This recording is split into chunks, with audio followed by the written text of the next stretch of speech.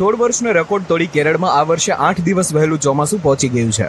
બીજી બાજુ ગુજરાતના ઘણા વિસ્તારોમાં ભારે વરસાદ પડ્યો ને દરિયો તોફાની બન્યો. તો શું આ વર્ષે ગુજરાતમાં પણ ચોમાસું વહેલા આવશે?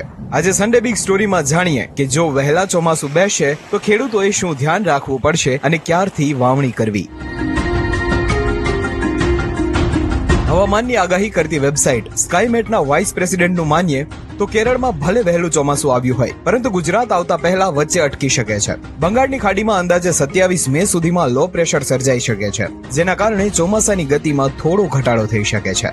આગાહીકારોની માનીએ તો આ વર્ષે વરસાદ જામનગરને ધમરોડશે, જ્યારે ભાવનગરને તરસ્યું રાખશે.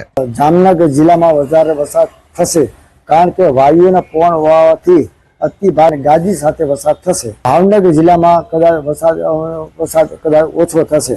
જૂન મહિનામાં સૌરાષ્ટ્ર હોય, મધ્ય ગુજરાતના અમુક ભાગો છે અને દક્ષિણ ગુજરાતના ભાગોની અંદર વાવણી લાયક વરસાદ થઈ શકે છે. જુલાઈ મહિનો છે એકંદરે સારો રહેવાનો છે. આખો વિડીયો જોવા માટે ડાઉનલોડ કરો દિવ્ય ભાસ્કર એપ.